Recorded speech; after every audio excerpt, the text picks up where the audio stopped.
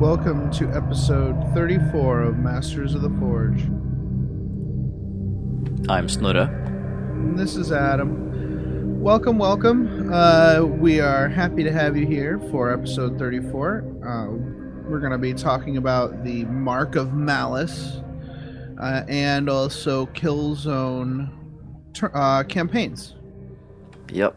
And for those who haven't read a lot about the weird lore in Warhammer 40,000, the Mark of Malice is actually another name for Malal. I thought it was a demon, but it's actually not. Yeah, he's one of the minor chaos gods that do exist out there, but GW doesn't really talk about that much. Yeah, I guess it's part of the old crazy era and not so much what they care about now that they've tried to streamline the universe a little bit. Yeah, real crazy, but we'll hear about that later.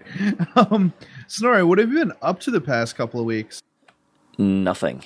It's really that simple. I've been busy. We're at work. We're at the point where, back to school is about to begin. And for Staples, that's like one of the most busy periods in the year. So it's been work. And I feel like an orc peon. Nice. Oh, job's done. Okay, boss. Stop hitting me. Stop clicking me. Okay, yeah, that's cool, dude. It really is. It's really that simple. Hopefully, now that I'm stepping down and now I've already had my first day as a part-timer at work, and it's going to be nice because now I might actually have enough spare time to actually do stuff again, instead of just being at work, resting and eating dinner and then sleeping. Yeah. I'm super down with getting some episodes in the Spank Bank. I'm like, I am very, very interested in that, so I'll be excited to get that done. But I hope that it helps you with more time for your fun stuff. Yeah, I'm looking forward to dedicating more time to my renegades. That's my main sort of carrot dangling in front of me that I want to do. You didn't buy all that Forge World to have it sit on a shelf, right? Nope, most definitely not. Excellent. Well, for my part, I have been working. Of course, the Hobby Progress Challenge is still going super strong. Go ahead and go to the Independent Characters website and sign up there to see the progress. Me personally, I haven't done a whole lot of Hobby Progress. I've been kind of distracted by projects in my real life, but I did start sculpting a giant pig mount for my Chaos Lord, for my orc demonkin, and that's going pretty well. I picked up some stuff called DOS. I think it's some kind of paper-based modeling putty, like clay. It's weird. Like, I didn't want to use green stuff because it's expensive, and I had to use a lot of it to build this mount. So I wanted a base. Adam, didn't you attend the same green stuffing class that I took at the Adepticon? Yeah. Yeah. Do you remember what the guy said? About green stuff is basically automotive putty thingy that you can buy in pounds for next to nothing instead of going to Games Workshop. Oh, you know what? No, I didn't attend that. That's one you attended that I didn't. Oh, right. Sorry. I was mixing up with the Pigments class. Yeah. Oh, yeah. Should I check was, the auto supply store? Yeah, there's several different kinds, but some automotive stores will have it because they use them as I think it was gasket filler or something. It's like something to do with high heat and something that needs to be pliable and everything inside engines or something. So don't quote me on the details, but it's something you find in the auto industry a lot. So you can get like big blocks of it if you need. Okay. All right, well, I'll check that out. Yeah, this DOS stuff, I'm not sure how good it is. It was a little hard to work with, but at the same time, I was just going for a base shape. Anyways, I'm gonna use green stuff for the details and face and outer layer and stuff. I mean, when I'm at the store tomorrow, when I'm at 40K night at the shop, I'm gonna pick up some liquid green stuff so I could do the hair. I think that's gonna be my method for the hair. I'm gonna go around the model, starting from the bottom, and go around and working from the bottom to the top, adding hair to the model. I think that should work. Let me guess, you're going to just dab on some liquid green stuff and then brush it with a brush, like a coarse brush? Yeah, I'm going to stroke down. So I'm going to do each individual hair individually. Just put a blob on and then stroke down so that it creates a reverse teardrop shape for the hair. Okay. That should work, I think. I used for the actual Lord, I used an Assault on Blackreach Warboss because why not? That's just how awesome these models are. They're just great to work with. Twisted one hand around, put a metal bar with 2 holes in it in his hand. I'm gonna attach some chain to those holes, and the chain is gonna be going down to a bit in the pig's mouth. I did some modifications to him, added some plasticard and some machinery bits in order for it to seem like he's wearing power armor, because the Chaos Lord wears power armor. So I had to get a little bit more protection and plates in there in order for that to make sense. Yeah. I'm a little nervous about sculpting the head. I think that needs to come next. So we'll see how that works. I also bought a box of skeletons, which I'm going to use for both Chaos cultists, and it comes in a box of 8, and I only need 8 for a squad of cultists, so I'm going to use the extra 2 for basing. All my models kind of have, the blood world basing, but there's like fleshy skeletons coming out of the ground on all the bases, so it'll be nice to have a couple more skeletons for basing materials as well. I also bought a couple rhinos from Inquisitor Steve from the Overlords. He's selling off a whole bunch of his stuff because of work, so I bought a couple of his rhinos, and he included a bunch of really cool, like what I think are like Imperial drones with them. They're really cool. Some of his collection that I think he couldn't sell, so he added some extras. So I'll probably use those in a upcoming Takeshi campaign game. What else? Speaking of selling things off, I am going to try to sell my Sisters of Battle. I don't think I have the patience or the time for this project. I know that I painted those, or I built those Titans for some of these. I also won tournaments for some of these models, and some of them were money I got from doing commissions for Frontline, and also doing commissions for my friend Kevin.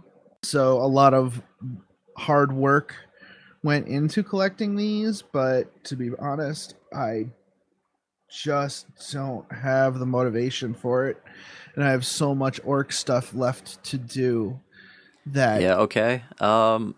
My first thought here is that I think there might be some Adons in California that might be interested. Right? Someone who just wants a full MSU Sisters of Battle army ready to go. Because it really is just all done and collected and just ready to go. You can build your MSU Sisters of Battle army.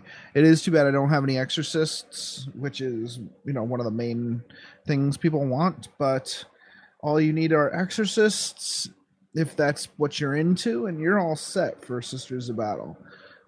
It's about $1,500 worth of stuff. I'm selling it for $850. If anybody's interested, contact us through our email or through the Facebook page.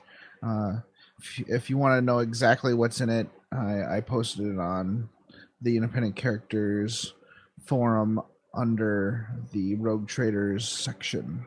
So one of the things that's been kind of blocking my hobby progress is we put up a new pool in our backyard, and that required a whole lot of prep work. I've ignored my backyard for like 2 years. Like, I've been mowing and stuff, but nothing really else. So it needed a whole lot of maintenance before we could put in the pool. And it was quite a lot of work, but the pool looks really gorgeous. And I'm in there. I was in there yesterday taking selfies with white dudes, which people, have been asking for. It's very pale. It's been very pale here in New York without a pool. So hopefully we'll tan up a little bit because it's been pretty scary. Yeah, I know how it is to be outside, poolside for a day, and getting sunburnt is really easy. Yep, we've also been prepping for the Geekend, which we talked about last time. Getting excited about that. I'll be sure to post pictures this week as we enjoy the time. We do have Wi-Fi there, so it'll be easy to live blog the whole event, and you can see me steadily get more and more drunk, then sick, then sober, then drunk, then sick, sober, then drunk, then sick, and it'll be a fun time. But that's all I've been up to, Snorri. Well, that's I think that's enough. Jason doesn't like to hear hobby progress and everything, so I think this is short enough for his liking. Yep. But we do have some shout-outs. Yeah, we do. Okay. First shout-out is for Jamie's mentors. Jamie is one of the guys here in my area, and I haven't actually seen his army yet, but I've talked to him on multiple occasions. He was technically a member of our 40K club, but he never really had time to attend because of, kids and family. But he is a really nice guy, and he posted a lot of mentors-related stuff on our Facebook feed over the last couple of weeks. Pictures and some story and everything. Yeah, it's really nice. Cool. Yeah, it's a really nice army, and I encourage everyone who hasn't already had a look at it to take a look. Yeah, definitely. Also, thanks to Joe for helping us playtest Killzone. He's been posting some stuff up on the Killzone page. I'm sure there's other people out there who are playtesting. Just be sure to drop us a line after your games and let us know how they went, how we can improve the system. I'm very committed to making the system as good as it can be. Also, thanks to Jason. Jason from my gaming group for editing the show again. I think the show is at a point where we got a good mojo going. I think the show has sounded pretty good the past one or two times. I think we're on a roll. Yeah, and I must say I'm amazed that we still haven't made him completely insane. Right? He actually has to listen to all our crazy banter on and off the show and edit out all the bloopers. And say, when we or which happens a lot. Yeah. Mm-hmm. So, beep! Beep, beep, beep, beep, beep, Yeah. beep. So, yeah, Jason, we love you for doing this. And maybe I'll do the occasional guest editor job for the show, because I might have some extra time. And, so keeping with Jamie's sharing lately, feel free to post your projects on our Facebook page if you have something that you feel is related to what we've talked about, or just you want to show off a little bit. So don't be afraid of showing stuff, but please keep it like mostly finished stuff. Try not to have too much gray plastic there. Oh yeah, definitely. All right. Well, I guess now that the business of the pre-ramble, as they say over at the and rambling we did. Yes, and rambling did. Take it away, Wendy. Interested in the offbeat world of 40K? Is your bits box full of 20-year-old space elves? Have you ever searched for something out of production 40K on eBay? Well, hold on to your zotes and head over to Corsair Radio. It covers the full scope of the hobby, homebrew rules, fluff, campaigns, oddball models, and more. From Terra to the Eye of Terror, visit us at corsairradio.blogspot.com. That's corsairradio.blogspot.com. Hey, Masters of the Forge listeners, are you looking to expand your Warhammer 40,000 gaming group? Do you want to start a 40k club in your area? Do you want the people you attract to be like-minded mofos? Do you want to advertise your YouTube channel? Or even attract more subscribers to your hobby blog or online community? Then what better way than to advertise on the Masters of the Forge podcast? All we ask of you is that you email us at mastersoftheforge@gmail.com or message us on Facebook with a full text of your advertisement, including the region in which you live and any contact information people can use to get a hold of you. We will have one of our many tech servitors read your advertisement on the air. We promise not to make fun of you. Though we can't always predict the actions of our servitors, you really can't find good help these days. No, you can't. And he that went before now came last, and that which was white and black in all direction was thrown against itself. Grown mightily indignant at the words of the gods, Malal did turn his heart against them, and flee into the chambers of space. And no man looked to Malal then, save those that serve that which they hate, who smile upon their misfortune, and those who bear no love save for the damned. At such times as a warrior's heart turns to Malal, all gods of chaos grow fearful, and the laughter of the outcast god fills the tomb of space. That is a quote from the fictional Great Book of Despair. So Malal is basically the chaos god of Chaos? Screwing with chaos. Yeah, he is the meta chaos god. And that's pretty much exactly his description. He messes with chaos to remind them that chaos is fickle, even when chaos is trying to create plans and great schemes. So basically he's the god that sticks a giant log of something in the wheels of the other gods' evil machinations, and they goes like, what just happened? And there's the writing on the wall says Malal was here. Yeah, pretty much. So the deeds of the chaos god Malal echo dimly through the veil of legend. Like other gods, Malal is known through the existence, both in the domain of the Imperium and in other dimensions. Possibly even the game formerly known as Warhammer Fantasy Battle. Aww. Yeah, I'm not going to say anymore. It's not that I don't like it, it's just like, I don't care. His champions rise and fall with the natural waxing and waning of the forces of chaos itself.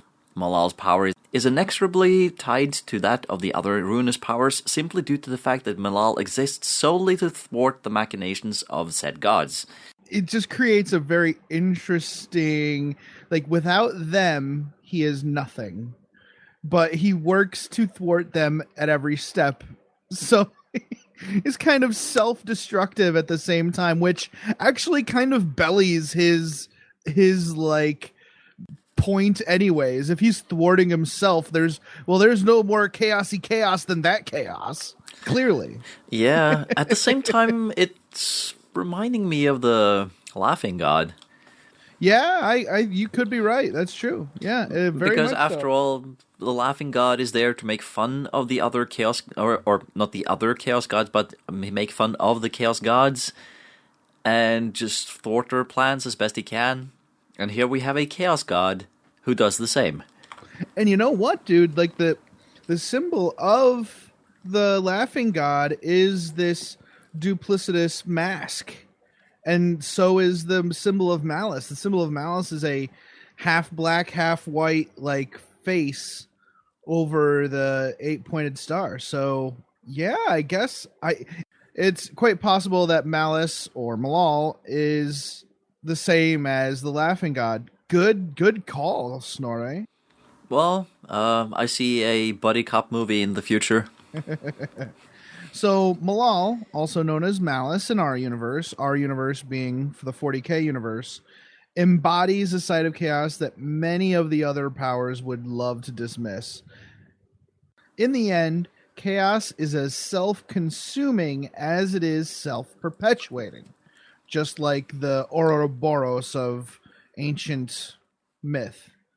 The followers of Malice, even though they're not aligned with the Emperor in any way, or any of the other forces of order, like the Eldar or whatever, even though they're bent on reminding the other Chaos Gods that whatever they build is doomed to be cast down, and whatever they birth is doomed to die, even the ruinous powers themselves can't escape the pull of the eight-pointed star.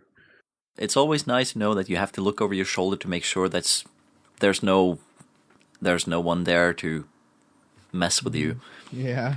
Even this, I think it's nice to know that even the renegades and all those, while they do know that the Imperium is there, there's actually the other not so well known and probably not so obvious threat hanging around. Mm-hmm. Yeah, it's just like somebody who's accepted demonic possession into their heart.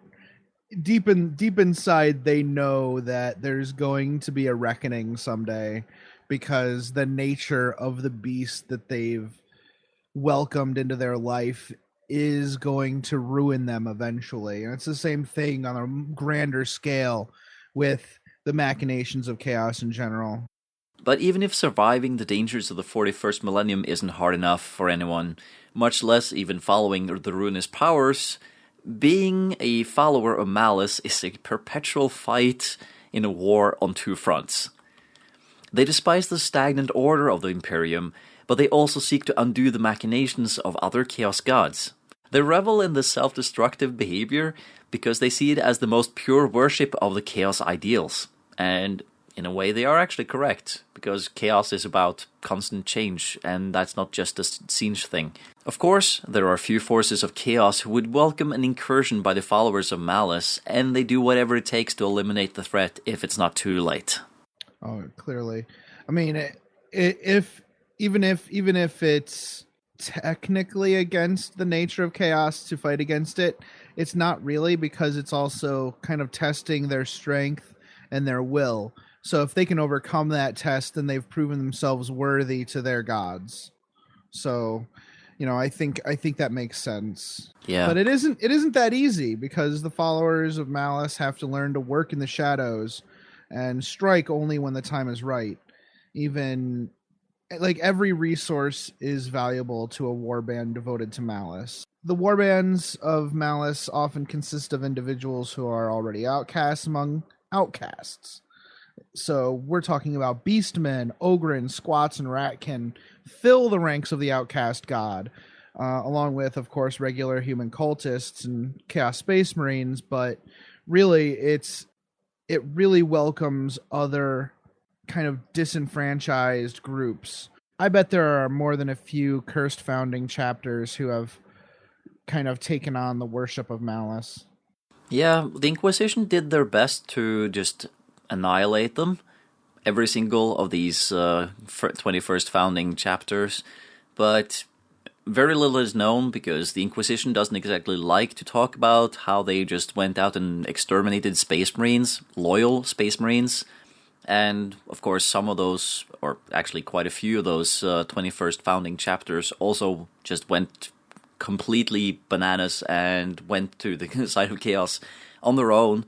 Some were driven there, and records of a lot of them are just lost. Probably even the Inquisition don't know what happened to them. They're just gone. Quite possible they went to chaos, but we never know. My loyalist Space Marines are technically one of those 21st founding chapters that got lost in the warp. So Right. Who knows where they are. And speaking of, I might have mentioned this already, but in the latest Space Marine Codex, there are actually no references whatsoever to the Firehawks in relation to Legion of the Damned. It's just like, there are some theories, but we don't really know. It's usually been mentioned almost specifically that the Firehawks have been one of the working theories, but now it's actually gone. I like it.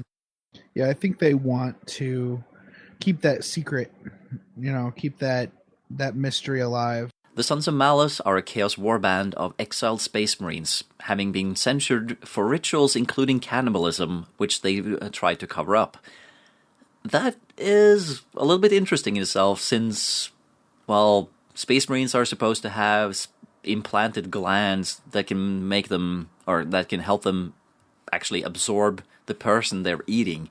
So stupid, though. Yeah, I know it's a really weird one, but technically it encourages cannibalism in order to get intel on the enemy. Maybe they got gluttonous of it.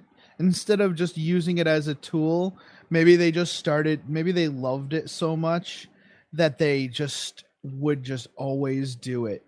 That could be. That could very much be. I could see that. And they just got so excited about ingesting all the memories of their fallen enemies that it became a very strange and what's the word, perverse pleasure for them.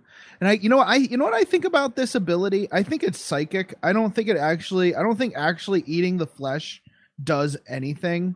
I think it's just a psychic ability that the Space Marines have, but the actual action of eating the flesh helps like attune their minds to it or something.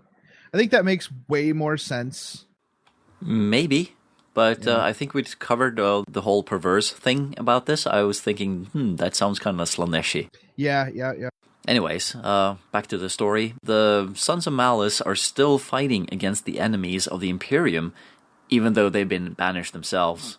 But they do have a dark purpose, and bearing the colors of their dark patron. So no one knows where warbands such as the Sons of Malice are now, but it's easy to guess what they're doing, what they're up to.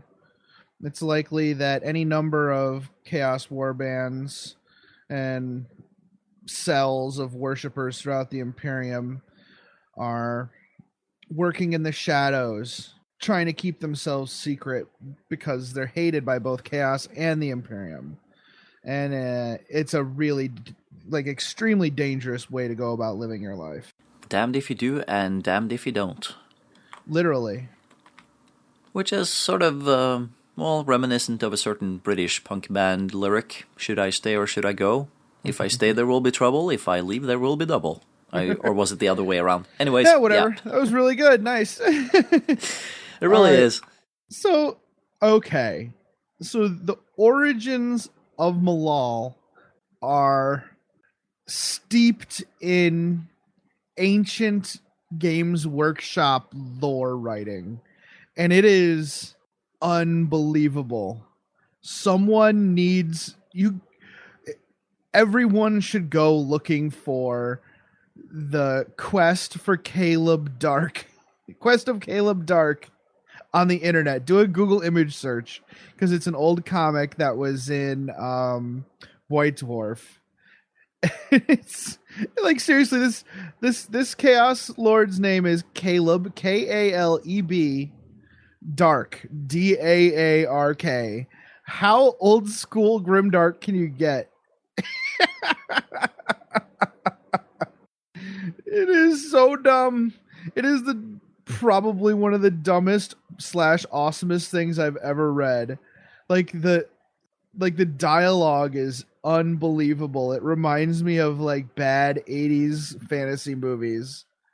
The Chaos Lord, the Caleb Dark, actually tells another Chaos Lord that he fights like a poxy halfling. The taunts are just incredible. I loved it. Yeah, I'm looking at it. It's very 80s. It really is. And, it one of the articles about it, the author draws parallels between the story and the Elric character by Michael Moorcock. And I think there's a lot of parallels between Elric and the old Warhammer Fantasy realm. And I think that's one of the good reasons why there was this switch to Age of Sigmar, because there was a lot of borrowing. Like, granted, there's a lot of borrowing in 40K too, but I think that they wanted to kind of build their own thing and mature a little bit when it comes to the storyline, and I can understand that. So I guess that makes sense. But the comic was really like, this Caleb Dark character was very Elricky. He's pretty.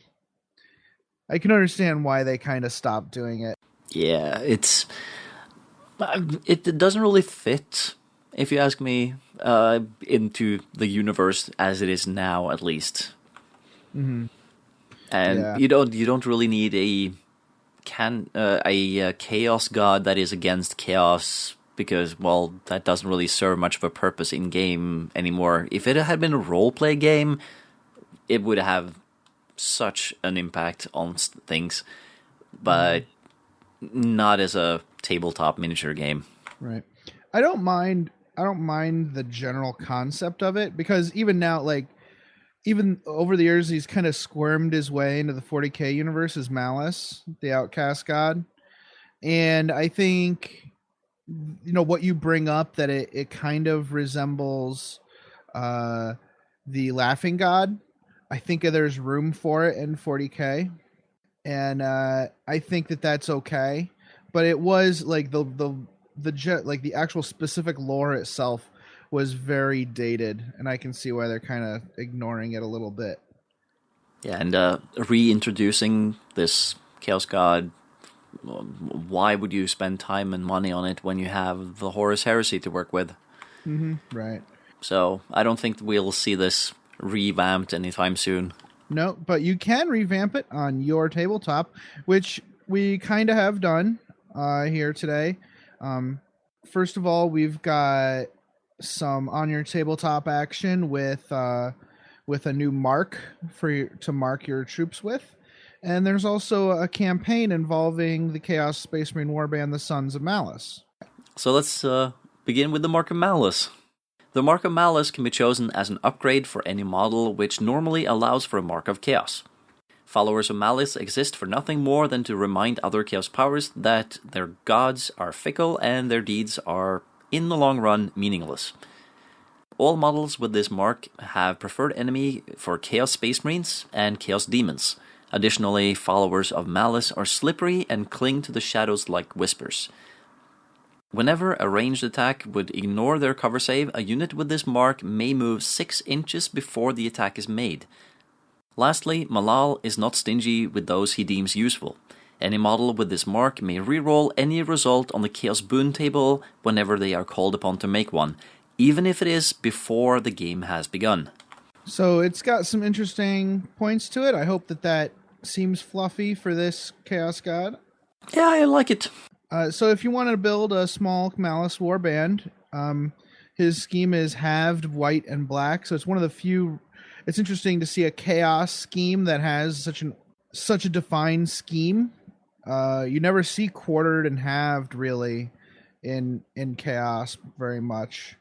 No. Their number is 11, and their symbol is a bisected white and black skull over an 8-pointed star. That one is probably going to be a pain to paint. Yeah. This is not for the faint of heart.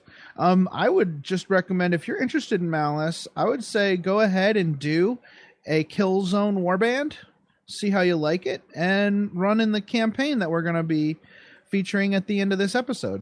But enough talk about 8-pointed stars. Let's point in one direction, and that's towards Wendy. Take it away. In the direction towards the shining star in my life? Yeah, okay. That works too. Yeah. It does work. Are you looking for a good hobby blog? Are you in need of a tutorial? Maybe you just want some inspiration to help you get started. Well, look no further than the 40K Hobbyist. Drew is a 40K hobby veteran with more than a decade of GW hobby experience under his belt. Follow one man's journey through the hobby as he dabbles in new experiences such as Forge World Titans, building terrain tables, starting new Space Marine chapters, and much, much more. Stop in for modeling tips, tutorials, bits theory discussions, and just to see some darn cool models. If you have any questions, you can always email him, leave a comment on his blog, or reach him through Facebook. He's always willing to do whatever he can to help expand the hobby and make you feel the best painter that you can be. Stop in and check out the 40K Hobbyist at 40khobbyist.blogspot.com. That's 40khobbyist.blogspot.com, or find him on Facebook.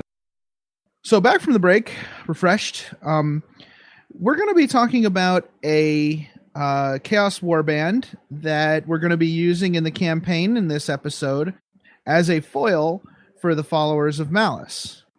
So Snorri, you want to tell us a little bit about them? We have chosen a warband that follows Tzeentch, and that is the Scourged. And obviously, not every Chaos Space Marine warband consists of veterans of the Long War. Many are relatively new turncoats, and each have their own unique story. Among these, we find this warband, the Scourged. At one point, the Scourged were a Space Marine chapter called the Seekers of Truth, who were tied to the whims of the Inquisition. So, as such, they were forced to carry out horrific deeds against the innocent citizens of the Imperium on countless occasions, and this wore thin on their morale. It's not never pleasant when the Inquisition gets involved. That's probably why they have the Grey Knights. Yeah, and to actually just be completely tied to the Inquisition and be forced to carry out horrific deeds on other Imperial citizens, that can really mess you up, especially if it's not something that you're used to. And I'm guessing that if you see this every single day of your life, you start seeing patterns that might not even be there, but you see, oh, we're going to kill some more innocent civilians. Oh, great. And then after a while, you just get completely disillusioned, and then you're fallen to chaos. Mm-hmm. So, and this is what happened. Chapter Master Gallus Herodicus began to pray obsessively for the power to discern lie from truth. For if it could, Gallus would only have to slay the guilty. We're seeing desperation here, right? Unfortunately, someone was listening to those prayers and would answer them. Tzeentch granted Herodicus and all the other members of his chapter the strange and maddening power to hear every lie spoken by man. That must be freaking bonkers, right? Can you imagine processing that much information? It drove them crazy. It only took a few days for the chapter to fall apart and go rogue, because they knew the truths behind all the greatest lies, making this an extremely dangerous Chaos Warband for the Imperium. Extremely dangerous and extremely valuable to the powers of chaos. Yeah, because every time someone says something that is a half-truth or just an embellished truth or, not quite the 100% truth, these guys would hear the truth. Right. But unfortunately for chaos, they're crazy. So it's probably kind of difficult to just simply sit down with one of these Chaos Space Marines and actually get information out of them. And I'm sure that they don't really spend a lot of time divulging that information. They probably spend lots of time sitting in darkened rooms, scritching out all the lies that they hear. I can imagine like cloistered monks, these Chaos Space Marines just sitting there under candlelight, just etching out reams and reams and reams of lies. And ever since going rogue, that's been their battle cry. The lies, the lies, the lies. Daka, daka, daka, daka, So these are very interesting Chaos Space Marines, to be sure. Yeah. I'm pretty sure they will gladly slaughter an entire world just to make them shut up. Yeah, I can imagine. Like, they show up on a cardinal world. This is like, you need to die, or more specifically, like an administratum world, or at least just like an administratum building, just clearing out the entire place. Like, nope. I think there would be a great little scenario where you could It's the Sons of Malice killing off everyone in one of the Imperium's propaganda centers, right?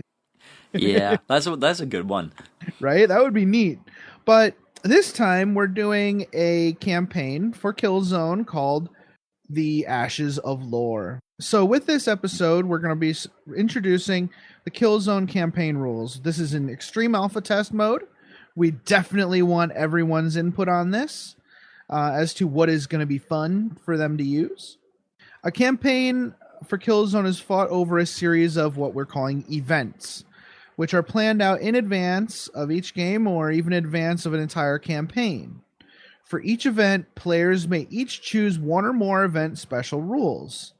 It's recommended that you limit event special rules to one each, except for the finale event. So these rules aren't written on your team roster. Instead, they're used by both players to develop the narrative together. So choosing a special rule simply to gain the greatest benefit to your army is not in the spirit of this campaign system. So things like Night Fight and reserves and stuff like that, those are all determined. Those are, event special rules that are determined by the players to build the flavor and the narrative that they want. You'll see this develop as we describe this example campaign, The Ashes of Lore. The Ashes of Lore is a Killzone campaign detailing a desperate struggle for ancient information locked away on the Imperial Cardinal world of Pyrrhia. This campaign is best played with 3 players representing the 3 factions, the Sons of Malice, Chaos Space Marines, the Scourged Renegade Marines, and the forces of the Ecclesiarchy. Since this is a Killzone campaign, and battles are a mere 250 points, players are encouraged to build and paint models for the narrative specifically. It shouldn't be that hard. I think Killzone campaigns are a great excuse to build and paint a small force of models that you've always wanted to build. So if you could get with your friends and talk about it, say, well, what kind of force have you always wanted to build, but don't have the money or the time to devote to the entire force? And you can kind of build your campaign around that. You don't have to just write a campaign and then build models to it. You can all get together and say, okay, I want to build these guys. And someone, I want to build Sisters of Battle, or I want to build Chaos Demons. Then you can build an entire campaign around it, and everybody paints their models to it, and then you can play. I think that's a really fun way to do it, something that we really haven't seen much. So on the Imperial Cardinal world of Pyrrhia, the golden marble archways and colossal effigies to the Emperor and other important historical figures, both remembered and forgotten, are borne on the backs of the billions of souls toiling in the darkness of the Underhive, both literally and figuratively. The Ecclesiarchy grinds Pyrrhia and its citizens into a fine paste of worship and adulation. The world is very populous for a cardinal world and has been described as the Forge world of cardinal worlds. Blessed relics and holy trappings are the world's key exports. Also, Pyrrhia is an important training ground for the troops and officials of the Ecclesiarchy. Of course, the world also maintains countless libraries and shrines. One of the most interesting features of the world is the Resonance Spire.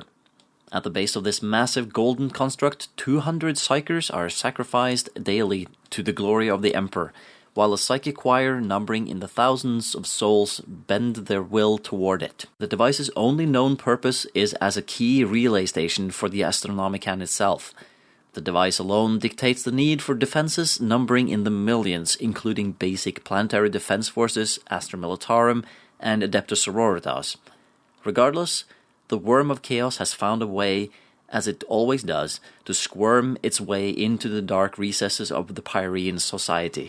Yes, including the Scourged, who maintain a key facility deep in the bowels of Pyrrhia, right under the noses of the Ecclesiarchy. For decades, the Seekers of Truth had used this underground bunker to spy on the Ecclesiarchy and secret away relics of untold value. Although many of the holdings of the Seekers of Truth had been purged from existence, their library on Pyrrhia had been spared. Unfortunately, recent events will lay bare the secrets of the Scourged. And that leaves the last faction, the Sons of Malice, who have found a home amongst the unwashed masses in the Underhive. Dark covens of loyal imperial serfs worship their new gods with fervor, which has grown to match that of the Emperor himself. The Sons of Malice have gifted them with knowledge of the Chaos gods, but unlike other Chaos factions, they have forged their worshippers' love of the Emperor and hatred for all things other into a frothing devotion to Malal and the destabilization of the forces of Chaos. In some ways, the agents of the Sons of Malice escaping through the shipping lanes out of Pyrrhia are more successful at thwarting the plans of Chaos than actual agents of the Imperium. Yeah, it's interesting. It seems like it would be kind of easy to turn devout followers of the Imperium to like following Malal, because they can actually twist their hatred of Chaos, even though they don't really know what Chaos is. They can twist that prejudice into the like actually following the whim of Malice, which is really interesting. Yeah, and I do like the whole concept of having people who are still loyal and they're still doing what they are expected to do as loyal citizens of the Imperium. They just add some malice, pun intended, I guess, into the whole thought process. And it's like, you're not doing it for the Imperium because the Imperium doesn't care about you. You're doing this for the greater good of the universe. Mm-hmm. And no, I'm not thinking of Tau here. No. But it's just neat. I think I like it. Yeah, I think there's, even though the original idea of Malal and Malice is silly, I think we can develop it into something more interesting and more meaty for us to use here. Oh yeah. So the first event is called You Are Not Welcome. Recently, the Scourged have learned of the machinations of the Sons of Malice. Just as a reminder, the Scourged are the Tzeentch followers, and the Sons of Malice are clearly the followers of Malice. The Sons of Malice haven't kept their usual low profile on Pyrrhia, even though they're working in the shadows of the Underhive. They really haven't been keeping much of a low profile, because it didn't occur to them that another Chaos faction would be at work on the world. They're clearly not, they don't know that the library exists. So the Scourged have staged a lightning raid on one of the Sun's places of worship deep within the world's key hive, Aquilus. The factions for this event are the Sons of Malice and the Scourged. Both players play with 250 points, as per Killzone rules. Both armies use the Chaos Space Marine faction, with the Sons of Malice using only units with the Mark of Malice, and the Scourged using only models with the Mark of Tzeentch. The locale for this event should resemble a place of dark worship in an underhive with plenty of pillars, stairwells, balconies, furniture, and an antechamber to block line of sight to create interesting narratives. And the special rules are: this is a Killzone battle, favored initiative for the Scourged, a disadvantage for the Sons of Malice, and this is described in further detail in the document. Yes. So it just basically, the favored initiative means that faction goes first and deploys first. And disadvantage means you don't get a special rule to pick for this scenario. Instead, you pick a special rule, an additional special rule in a scenario later in the campaign. So the primary mission for this, instead of drawing a primary mission, you're trying to develop an actual narrative, a specific narrative. So there is a specific primary mission for this event. In this surprise attack, the Scourged are out to create as much havoc among the Sons of Malice as possible. To complete this primary mission, the Sons of Malice suffer 75% or greater casualties. The Scourge complete it. If the Sons of Malice suffer only 25% casualties, the Sons of Malice complete this mission. However, if the Sons of Malice suffer less than 75% casualties but more than 50%, the Scourged partially complete the mission. If the Sons of Malice suffer greater than 25% casualties but still less than 50%, then the Sons of Malice partially complete this mission. And the deployment is halves, with the Scourged using reserves. You also get... you still draw secondary and tertiary missions as usual. Then we have the second event, Unwelcome Attention. The attack on the Sons of Malice did not, of course, remain a secret. Echoes of the battle have been carried throughout the Hive, and some loyal agents of the Imperium have heard them. Naturally, ecclesiarchal investigators scoured the dark recesses of Pyrean society for more information. Whispers of both the Sons of Malice and the Scourged have reached their ears, and while the Sons of Malice pose a definite yet enigmatic threat to the stability of the world, the thought of a siege cult in the Underhive is far more troubling to the Ecclesiarchy. Right. It's almost another benefit to the Sons of Malice and other followers of Malice that they would be considered low-hanging fruit compared to other warbands because they work against the machinations of chaos themselves. So the armies involved are clearly the Ecclesiarchy, generally Imperial Guard or Sisters of Battle, whatever you want. And they're attacking one of the strongholds of the Scourged near their library, which, you could do the broken remains of an ancient fortress, which serves as a kind of semi-fortified doorstep to the library itself. The special rules included Killzone battle, victorious/defeated the Scourged. So whether they were victorious or defeated in the last battle, you would use that event rule. If you're victorious, you get to reroll all morale checks, failed or successful, throughout this event. If you were defeated in the last battle, your resolve is still strong. Once per turn during the movement phase, one of your models may move its hindered movement towards any one of the objectives. So you're you have, I don't know how to describe it. It's trying to represent your army's desire to and kind of voraciousness to overcome that defeat with victory. And for the Ecclesiarchy, they have favored initiative because they're surprising the Sons of Malice here. Scourged. Oh, you're right, the Scourged. So the other special rule for this battle is favored initiative for the Ecclesiarchy. They get to go first because the Scourged are quite surprised by an attack by the Ecclesiarchy. The actual primary mission we're using here is a standard sweep and clear from the Killzone rules. Sweep and clear. With this sweep and clear order, your team must clean a path for the next wave. Markers are set up and interact with secondary missions as usual. However, they can be moved by models like a relic. In order to complete this mission, you must bring at least one marker completely into your deployment zone. And if any two markers end the game completely within your table half, you score a partial completion. And the deployment is a regular half and half. The third event is Retaliation. Of course, the Sons of Malice cannot be expected to allow an attack on one of their covens to go unanswered.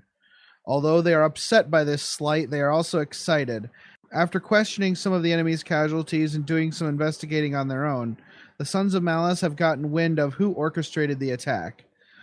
The Sons are very pleased that they need not venture far to cause havoc for another Chaos Warband, particularly one devoted to Tzeentch. So basically, this is the Sons of Malice licking their wounds and then deciding they're going to also attack the Scourged. Now, depending on who was victorious in the last battle, will determine who they meet when they reach the scene of the battle. They might meet the Scourged, or they might meet the victorious Ecclesiarchy. The battle will be fought inside the library of the Scourged, with rows of both bookshelves and databanks dominating the play area. The special rules are Killzone battle, seasoned veterans for the defender.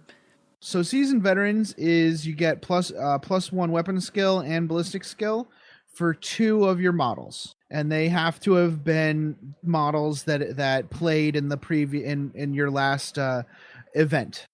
Advantage for the Sons of Malice. Advantage is basically you get to pick two special rules for this event, because in one of your previous events you had disadvantage. And that would be event number 1 in this case. Mm-hmm. Favored initiative for the Sons of Malice, and victorious or defeated for the Sons of Malice, depending on what happened in event number 1. Exactly. The primary mission for the Sons of Malice is that they want to push into the library, like deeper into the library. A completion in this case means that the Sons of Malice must bring all their surviving models into the Defender's table quarter for this mission to complete. The Defender must not have any Sons of Malice models in their table quarter to complete this mission. The Sons of Malice must have more models than the Defender in the Defender's table quarter to partially complete this mission, and the Defender must have more models than Sons of Malice in the Defender's table quarter to partially complete this mission. Right on, and the deployment is quarters. So basically this is, like we were saying before, this is the Sons of Malice pushing into the library, and they'll either meet, like I said, they'll either meet with the Ecclesiarchy, who are holding that position and trying to get further in, or they're going to be meeting the Scourged themselves, who have just defeated the Ecclesiarchy. The next event is Burn. This is the finale event for this campaign. The Scourged have fought to protect their vast stacks of lore, but the time has come to assess what can be taken and what must be left and purged. The data left behind must not be allowed to fall into enemy hands.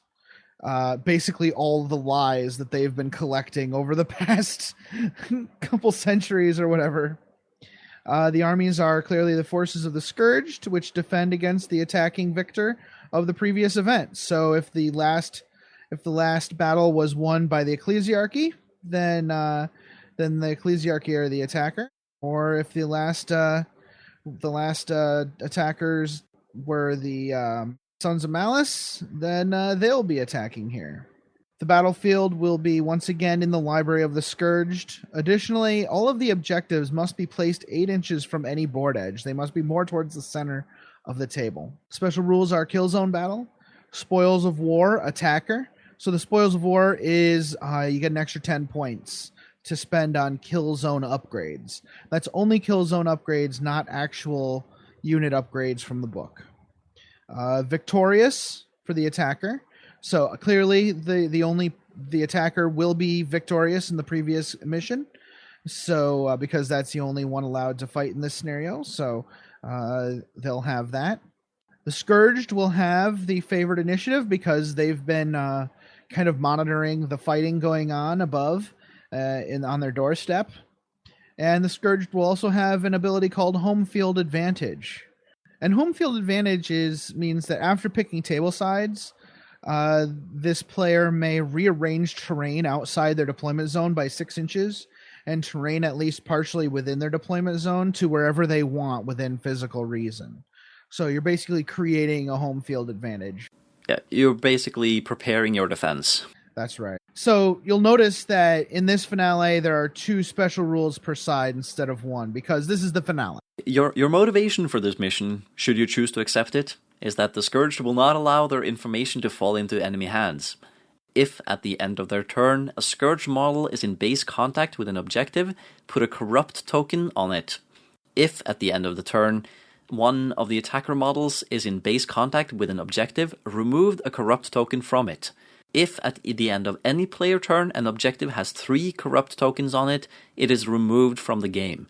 Any secondary or tertiary missions relying on that objective are automatically failed. Right, and that means, the way that's worded means only 1 token can be placed per turn.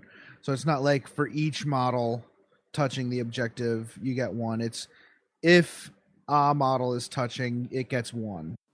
Yeah, but you can put multiple corrupt tokens on different objectives as long as you have 1 model touching it. The Scourged complete this mission if all objectives are destroyed, and the attacker completes this mission if none of the objectives are destroyed. The Scourged partially complete this mission if only 2 objectives are destroyed, and the attacker partially completes the mission if only 1 objective is destroyed. That's right. So the deployment here is 5th quarter, and the Scourged models deploy within the 5th quarter, that is the center portion of the table. And the attacker's models deploy in any one other quarter. So you come in from one of the corners as the attacker, and the Scourged are in the middle defending. The attacker must deploy their models at least 8 inches from any Scourged model. That's right, and if you recall, the Scourged will be deploying first because they have initiative. I like this. Yeah? I think this is a very nice narrative. Thanks, buddy. And I was very surprised with how it kind of even though there are 3 players involved, 3 factions involved, the way that the attacker defender pairings go together made logical sense. Like in the event 4, how in the event 4 the winner of the previous event is going to be in event 4 regardless. So the rules kind of fell into place there. So I was very pleased with that. Yeah. And I would like to try this out at the club whenever I just get a chance to actually go there. Because it's been kind of busy lately, but hopefully we'll be back on schedule very soon. Great. So this will be included in our On the Tabletop PDF, obviously. I'm also going to include it in the Killzone Alpha rules when this is published. What I'd really love folks to do is to brainstorm for us some ideas for more event special rules. Especially you, Snorri. If you come up with any thoughts on cool special rules that we might be able to add here, and I'm really interested in stuff that doesn't necessarily just benefit one side or the other. I'm having a hard time coming up with stuff like that. Like night fighting and stuff is in there, but I can't really think of anything that benefits both players. But even though it benefits both players, one player may want to select it for whatever reason. Like I said, for night fighting, a Tau player might be like, I'm going to pick night fighting, So, I don't know. I think it'd be really good if folks can get involved with this and give us some ideas. But we will include it as is for folks to use. And another thing we would like to encourage our listeners to do is to actually come up with more 3 to 5 event scenarios like these. Just give us something else to maybe flesh out a little bit, or if you want to flesh it out yourself, feel free to do that. Send it to us, and we can include this as more events for either an event book, campaign book, or just as examples for others to use to base their narrative games on. Absolutely. Yeah, and hopefully we can publish some kind of mission or campaign collection book at the end of the year. That would be super nice. Yeah. All right, so I guess that's it for the Ashes of Lore campaign. Stay tuned for another message from Wendy, and then we'll be back to close out the show. Hey everybody, check out Veterans of the Long War, a Warhammer 40K podcast on iTunes and on Facebook. We are a 40K podcast based out of Western Massachusetts with contributors from other parts of New England.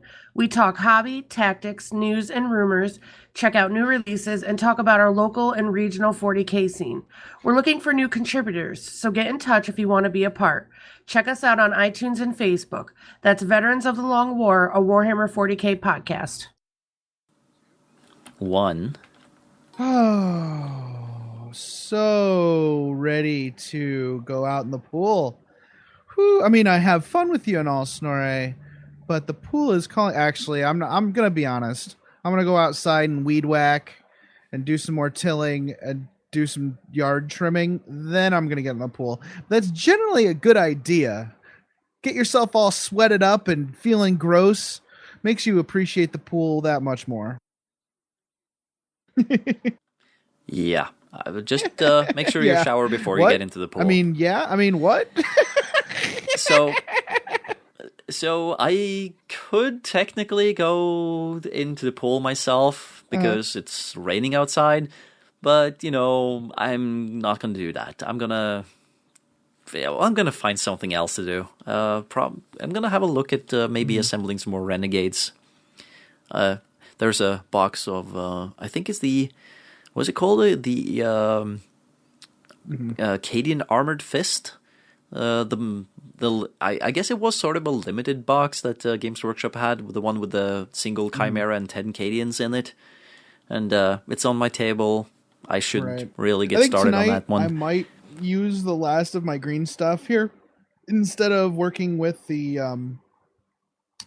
Lord, which I'm a little still intimidated by. Plus, I don't have any liquid green stuff to do the fur yet. I think I might use it instead to model up the deformities on my counts as possessed Marines. I have 5 Black Reach knobs here that I'm gonna start cutting arms and stuff off and putting tentacles and crabby claws and all manner of crazy, deformities on. I think I'll do that tonight after swimming, after everybody goes home. Anyways, we'll start with the outro with the community corkboard. As you may already know, if you listened to the previous episode, we have a new mini segment called the community corkboard, which is somewhat, actually, let's just say stolen from the Nerdist podcast. This is really to promote, I guess, small ventures of community members on the show. So we still don't want to do advertising, right? It's just bad mojo for us. But letting people know of the good works that regular community members are doing, I think is beneficial, and I think it helps promote the hobby more. So that's kind of what we're doing here. So along with your usual, I really hope more people do send us commercials to add to our to the mix for your hobby blogs and for your podcasts and stuff. Also, feel free to send us quick little community corkboard mentions, and we'd be happy to give you shout outs at the end of the show in the outro. Yeah, that's any kind of event going on in the gaming community, like tournaments or just something you're planning on doing that can be attended projects by other you're people. On small ventures, not big ventures. We don't want it to count as some kind of advertisement. It's more of a look at this awesome thing this person is doing that needs attention, that is good for the community, or is a fun venture that is just kind of for their creative benefit rather than a huge monetary thing. But speaking of huge monetary things, we are actually going to cover something that you can it's not get like, for money. We're not advertising a giant, like a company's withering pigments or anything like that. No. Alex Cousins has reached out to us and wanted us to mention a book that he has been writing, and it's up on Amazon now. It's called Last Resort, and you can find it on Amazon, as mentioned, for the tiny little price of how much, Adam? For the tiny price of $7.99 or a Kindle price of $2.99. So, not a huge investment per person, but I'm pretty sure Alex would appreciate it if someone bought his book. Maybe it's even encouraging him to write more. Yeah, you can click on it and you can read a preview to see if it's the kind of thing for you.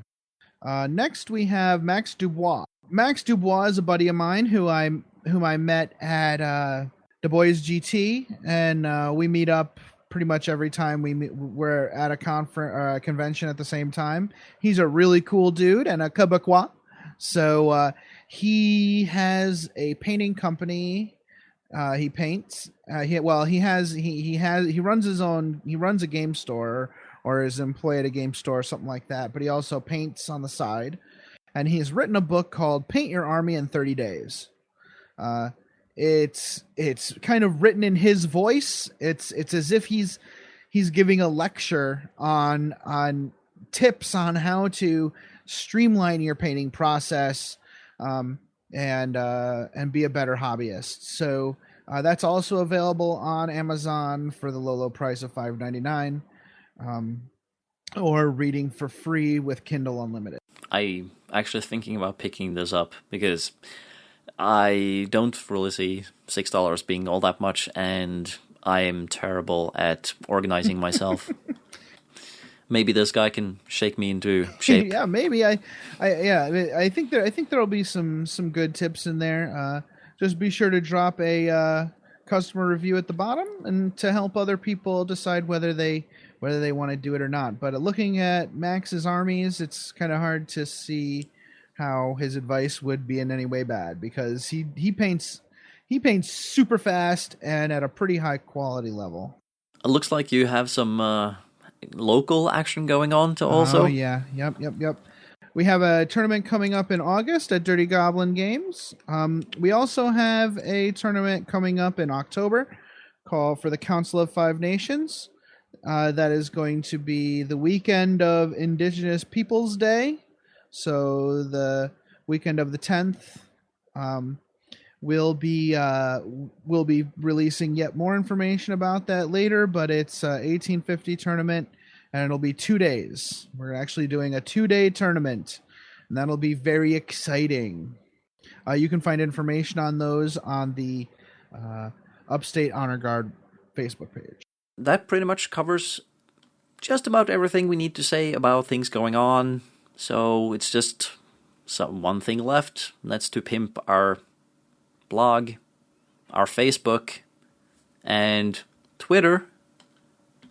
And of course, leave iTunes reviews, please.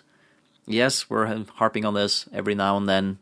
Actually, every single episode. But, it helps a little bit with exposure. And, if you can find one podcast in the 40K community, then chances are you will find more of them.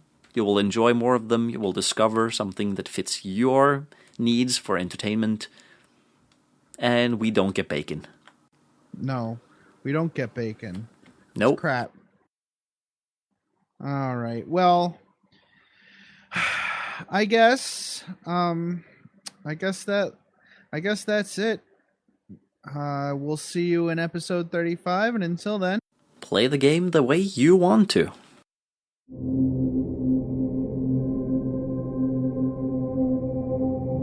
The music used in this podcast was made by Podod of the duo Sublevel 3. The track is used with his permission.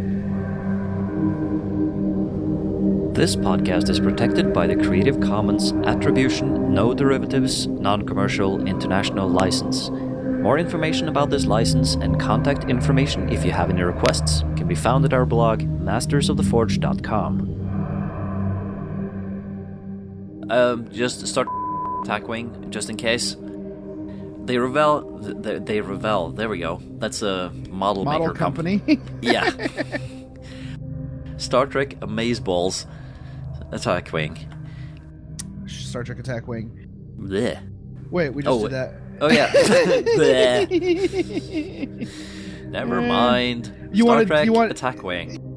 So, back from the break, we are going to... Sorry, did you hear that scratching thing? Or the clinkety-clank? There was a little clinkety-clank, yeah. Yeah, I bumped into the cable on my microphone, so it rattled a little bit. Ebenezer! No, this is not the Scourged. Oh, you were not talking about the Scourged, were you? No, I was talking about because... you clinking and clanking in the background. Yeah. Oh, okay. Yeah. Because I was thinking Ebenezer Scrooge, and we're talking about the Scourged. Yeah. So the Scrooged. The Scrooged. Oh no. Okay. Never mind. Freaking the Chaos Space Marine busting out of the window on Christmas Day.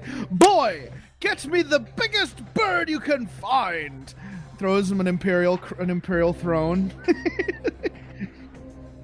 You'll be visited by 3 chaos ghosts, 3 warp ghosts. You will be visited by 3 chaos marines. They will.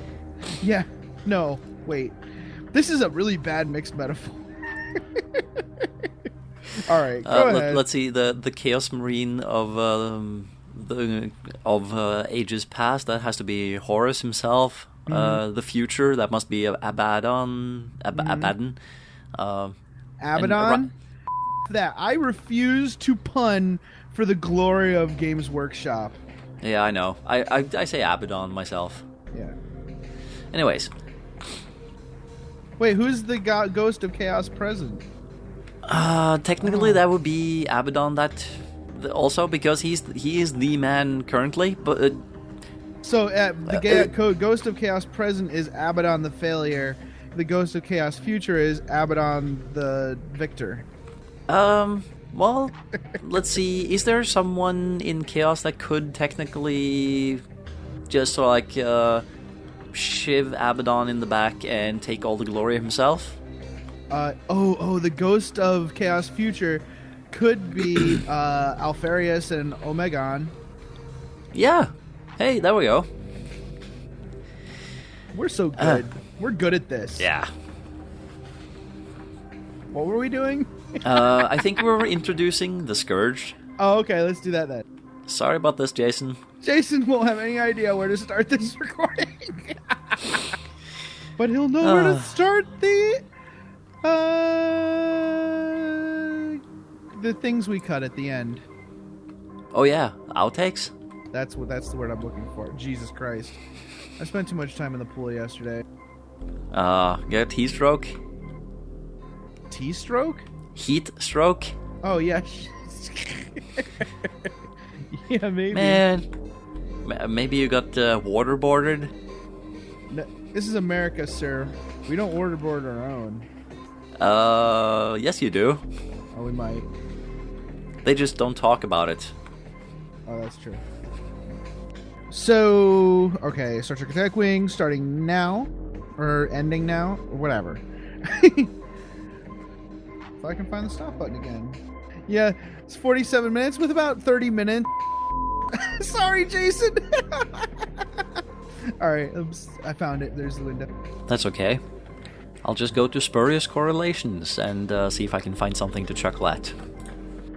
Let me cheer you up a little bit and say that, did you know that there's a 99.26% correlation between the divorce rate in Maine and the per capita consumption of margarine? Clearly, those are the same. Those are related. Clearly, that is what happened.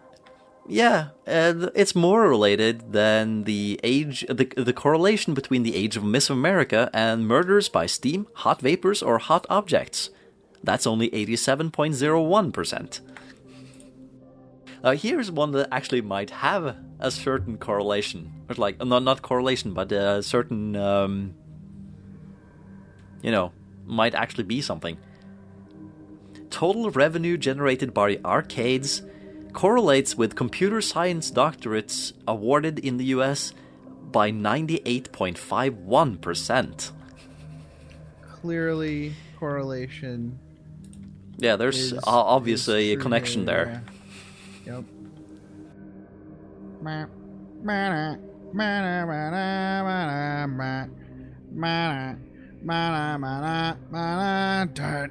It's such a good feeling to play games your way.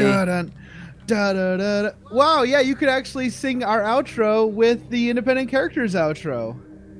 Huh?